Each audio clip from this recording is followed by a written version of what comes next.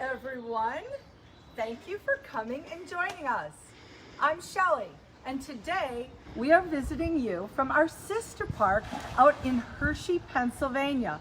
Some of you may not know that we actually have two facilities. We have Ocean Connections, which is located inside the Milwaukee County Zoo and provides the marine mammal interactive programming there. But we also have a sister park, and that sister park is called Oceans of Fun, and it is inside Hersheypark, which is located in Hershey, Pennsylvania, what is known as the sweetest place on earth. And right now we are visiting you from Hershey, Pennsylvania. So hopefully we've got visitors from all over today. Please be sure to interact with us. Let us know where you are joining us from. That is so fun for us to be able to see where our reach is coming from. We are here for a very special reason. You know, our marine mammal collection of animals, we, as you guys know, are committed to providing forever homes, second chances in life for rescue animals right now.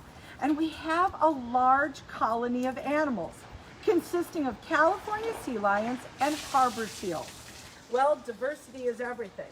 And so we do move animals around a little bit between our two facilities.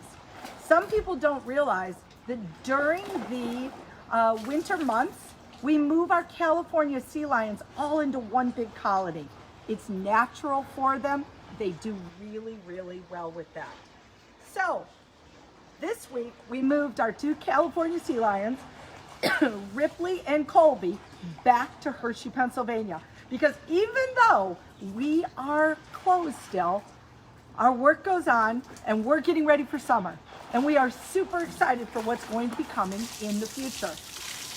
If you are joining us for the first time, please know that we are doing virtual field trips every Tuesday and Friday at 11 a.m. for a couple of more weeks. Our goal is to provide an awesome resource for all of you, to make learning fun and to teach you about marine mammals, especially pinnipeds, which are sea lions and seals. That is exactly what we're going to be doing today. If you are just joining us, you need to know that we are also downloading, or uploading, I guess, this presentation onto our public Google Drive. And on that Google Drive, you're also going to find some supplementary educational material. It kind of talks and supports the work that we are doing. We hope that you will utilize that. This is a resource for you guys. And all you have to do is follow or like the Ocean Connections Facebook page. We're going to let you know when we're coming live each week. Remember that we are Ocean Connections, which means that we are a private 501(c)(3). And we do need your help, because while our doors are closed, the work that we do with some pretty amazing marine mammals continues on. And your support, your donations of any amount make that possible. You can help us out through our website by donating there at oceanconnections.org or oceansoffun.org. It's going to take you to the same exact place. Or on Venmo at Ocean Connections. The animals you're going to be supporting are with us today. And we would like to take a moment to introduce you to these special animals. So first up, we have Colby. Colby's with one of our trainers, Amy, and Amy is based here in Pennsylvania. Both of these animals that you're going to be meeting, the sea lions, actually wintered with us in Milwaukee, because as I mentioned, we like to bring a colony of animals together. California sea lions like to be in numbers, and our population does really, really well together. So we do what's best for the animals. However, during the summer, it becomes breeding time. We're not breeding our animals anymore because we are committed to providing forever homes. And so we moved two of our boys out to Hershey, Pennsylvania. They are ambassadors, and they are going to be educating the public out in Hershey, Pennsylvania. And if you're joining us from Hershey, you are very familiar with both of these animals. The next animal is Ripley, and Ripley is a rescue animal. We think that he's about 4 years old. He's a California sea lion who has been given a second chance at life, and working with him is Jackie. Hi, Jackie. Hello. So, these two animals are absolutely beautiful. We're so excited to share them with you today. So people often ask us, how do you move or transport your animals? Well, what a great question that is. Because how do we transport them? Well, I'm going to share a little bit of that with you. So, when you go to the veterinarian with one of your animals, you probably take them in a transport crate. We do the exact same thing, but here's the deal. Transporting an animal that is so large, like a 400 or 500 pound marine mammal, is a little more specialized. Now, how is that so? Well, first of all, look at the size of these animals. Remember, we've talked to you guys about training in the past. We don't make our animals do anything. And think about it, how could we make them do anything? It's not even possible. Ripley is a youngster who right now weighs about 250 pounds. We need him to cooperate voluntarily, so we make moving between facilities very fun and very, very easy for these animals. How do we do that? Well, first of all, remember, everything we do is relationship-based. Take a look at them. They are having fun with their training sessions. We make training very, very positive and fun. And training means training animals to travel in transport crates. Now, just like you guys have crates that you put your cat or your dog in, we have big crates that these animals are trained to enter voluntarily. Now, when you watch them on land, you're going to see one of the easiest things for us to work with is the fact that these animals move very easily on land. Sea lions spend half of their life on land. Did you see Colby and how easily he can move, walking or running up on land? So that means no, we don't have to transport them in the water. They transport dry. However, we are a little worried about the fact that they have a lot of blubber on their bodies. So yes, we do monitor temperature and we make sure that we transport them when the weather's nice and cool, which it certainly has been in the Midwest.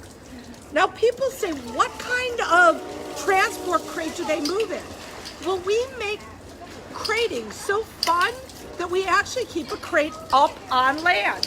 And Ripley has only been here 2 days, but look what he's doing already. Running in and out of a transport crate. That's not his. His transport crate is twice the size. That one is actually for a seal, but it's a great practice area because him going in and out of it means that we can positively reinforce it. We can give him lots of fish and lots of back rubs and make sure that he goes, it's not a big deal to go in and out of a crate. Hey, a little secret for you guys. This is a great thing to practice at home. Sometimes our animals can get scared when we put them into a crate and take them to the vet. Did you know that you can train your way around that? If you put that crate out all the time and you get your animal used to being inside it, you don't always have to move it and you don't have to shut the door, but you can make it very, very positive. And guess what that means? That means that when you take that animal to the vet, you're going to make it very easy and stress-free for them to travel with you in a car. Super important. So when we are training animals to get into a crate, it happens all the time. We run them in and out. And then sometimes we actually load them up into a big truck and we transport them. And that's what happened this week. Now when we do that, we watch the weather very carefully because we need to make sure we're traveling on a very comfortable day for the animals. It's not about us, it is all about them. So we monitor the weather very closely. There are thermometers all over the place, and we check on them all the time. And when I mean all the time, we actually use baby monitors so that while we're driving in a truck, we actually have eyes on our animals the entire time. Do you know that when all is said and done, and we load up in Wisconsin and we come here to Hersheypark, and 12 hours later, we open up those crates and the animals go into the water, they turn around and they go, oh yay! We know exactly where we are. Another thing that people ask us is, how do they know the trainers? Well, I'm going to tell you. Sea lions actually have great memories, and they can remember details for a long time. Not only did they remember the seals that they share the pool with, because the seals stayed there all year, but they also remembered their trainers. You know what? It had been 6 months since Amy and Colby worked together. But Colby popped into the water and said, oh, Amy, glad to see you. And you know what? He remembered her right away. Remember that their relationship is very important. And they spend a lot of time building trust and ensuring that the trainers and the animals have a strong, powerful relationship. So it's really, really kind of cool to see. And we wanted to make sure that we could share with you what happens when animals come back home. I would like to take the opportunity right now as they wrap up with the sea lions to see if we have any questions. We do have a couple of questions. Hang on, I gotta find them. Sorry, lots of people watching from Palmyra, PA. Got some people saying hello to all the animals and Jackie and Amy, of course. Hello to our friends back in New York Aquarium. Thanks for watching. Claire, who is in Virginia, would like to know how old are our seals and sea lions that are out here? Okay, well, let's start with the sea lions, okay? Because I didn't even explain that to you. So Colby, the larger of the sea lions, weighs right now about just over 350 pounds, and he is 7 years old this year. Takes a while for them to reach their full size. Ripley is a rescue animal, and so we don't know his exact age. We're guessing, but we think he's about 5. We know that because of his size and when he stranded on the beach. And when we rescue an animal, it actually comes through a stranding center, and that means that animal was found on a beach, and he was taken into a rescue facility, a stranding center. Always, always the goal is to make sure the animal's healthy, to fatten them up, and to put them back out in the ocean. Because our goal is for animals to be able to survive in the wild. Sometimes it's not possible. Sometimes they are not able to survive. And if they restrand 3 times, then they are often deemed non-releasable. And that is where accredited facilities come in, and they are asked whether or not they would be able to provide a forever home. Of course, we say yes, anytime that we can. These animals then are ambassadors, and they teach all of you about the marine mammals, about the challenges they face, and how we can all help them. And Christy and her children would like to know if we have any sharks. Oh my goodness, we do not have any sharks. And guess what a natural predator of seals and sea lions is? You got it, sharks. Michelle would like to know if they like snow. Well, interestingly enough, I'm not sure that our sea lions care about snow one way or the other, but the seals love snow. And it's very common when it's snowing to see the seals up there having a little snow party. Debbie would like to know, how did we teach our animals to bark? Oh, well, that's called capturing a behavior. Sea lions are naturally very vocal animals. They communicate with each other. And we can simply utilize fish to say, that's exactly what I want. And if you reinforce that behavior enough, guess what? They're going to offer it. Melissa would like to know if some of the ocean connections and Oceans of Fun sea lions get along better with other certain sea lions, like best friends. Of course they do, because each one of these animals has their own individual personality. They all know each other very, very well, but they have favorite playmates all the time, just like kids do. same thing.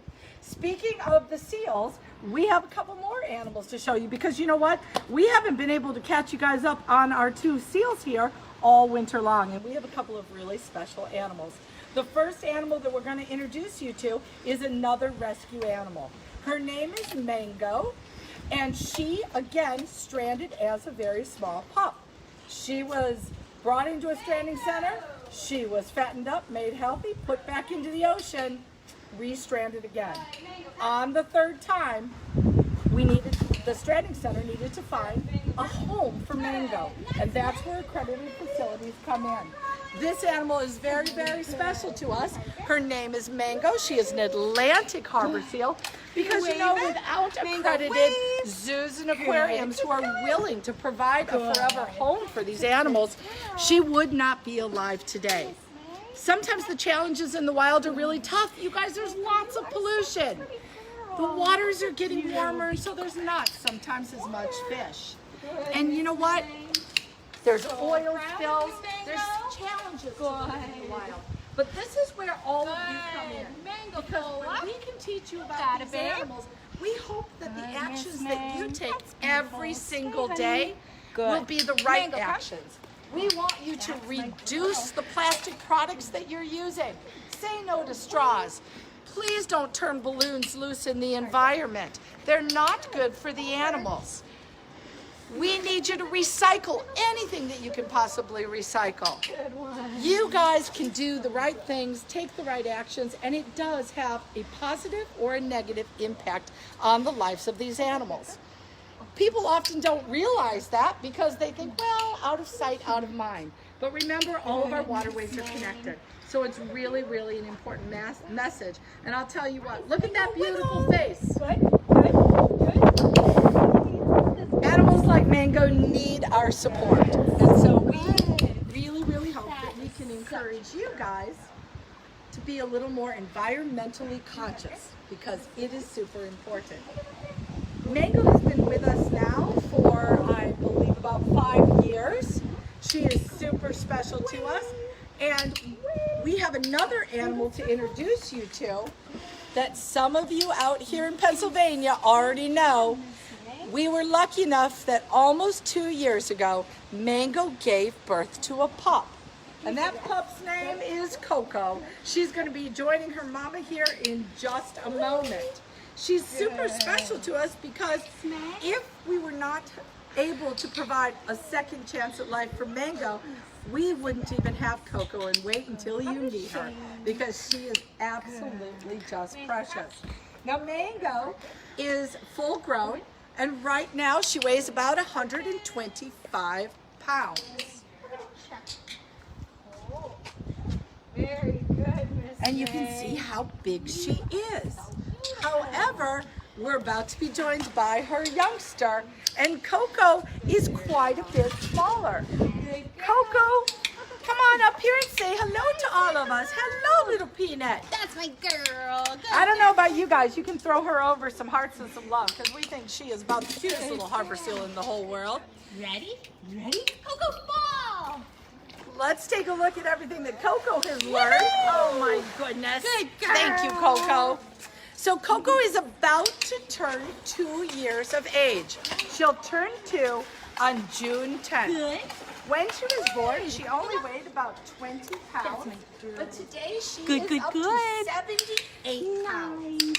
Now remember, we make training very, very positive. And in the last 2 years, our focus has been on establishing a great relationship with Coco, teaching her to trust so that we can take exceptional care of her. And that means that she's learned to climb on a scale, to open her mouth so that we can see her teeth, to let us check out her entire body, including all of her flippers and her tail. Training is fun and stimulating, and as you can see, Coco loves her training sessions. She is working with Jackie, and she's utilizing hand signals and vocal cues. And remember that everything that Coco does, Jackie takes the time to tell her what an awesome little girl she is. Lots of fish, lots of back rubs, and lots of love. So good, Coco. We think that she's doing absolutely a fantastic job. What do you guys think? Now, you know, right now our doors are closed in both Milwaukee and Hersheypark, but we want to let you guys know that we are actually developing new programs for all of you this summer so that we can take very small personalized groups into the stadiums and be able to introduce you to these animals more on a personal nature. And so we're super excited about that. And as the states start to open up, we will be announcing all of that information. Coco, you are doing a fantastic job. Good job, Knucklehead. She has rings that are just her size, kind of miniature. Do we have any questions on the seals, Brittany? We do. Coco's birthday is actually the same as Joshua's, so happy birthday to Coco's birthday twin. Matthew would like to know how long Coco is. I would say that Coco is probably, I'm looking at her, we haven't gotten to the point yet of actually measuring her, but I'm going to say she's about 3 feet long. What do you think, Jackie? Yeah. Pretty close. We can lay her out so that you can see her. Now, you know what? If you've watched us work with our animals, our adults, you'll see that we do train them so that we can actually measure their length. However, Coco's still a little small for that, so she has not taken that behavior on yet. Kimberly would like to know if seals or sea lions use echolocation. Well, Kimberly, what a great question. That means you know about echolocation and you know that dolphins and cetaceans utilize that. It is not believed that seals and sea lions use echolocation, but they do have one very valuable adaptation, one pretty important body part. Take a look at Coco's whiskers. Those whiskers are called vibrissae, and they actually have little nerve endings in them, much like our fingertips. And if she were swimming out in the wild through dark, murky water, those whiskers would sense the vibration of fish that would be moving in front of her and help her to catch them. Deborah would like to know if Coco still loves to do her zoomies. Does Coco still love to do them? She does. She loves ice cubes. They're her favorite. They're her favorite. Yes, she eats lots and lots of ice cubes. You know what? Ice cubes are called enrichment, which means that they're fun for her. However, to us, they're another way of hydrating her. Super important. We are so glad to be able to share our beautiful animals with you guys. If you have further questions, please know that you can type them below. We will be glad to answer them for you after we close out. So thank you so much for joining us. I also want to remind you that if you have the ability to help us out, we are a nonprofit organization, and our priority is taking exceptional care of these beautiful animals. It costs about $10 an animal every single day to feed them, so any donation that you give is so appreciated. Again, you can learn how to do that in the caption of this Facebook Live. So we thank you if you are able. Meanwhile, on Friday, we're going to be having another virtual field trip, and we're going back out to California, and we're going to be visiting and talking about some endangered species, because saving all species is our goal. Meanwhile, we hope that you guys have a wonderful, wonderful week. Please stay safe, stay healthy, and we will see you on Friday. Thanks, everybody.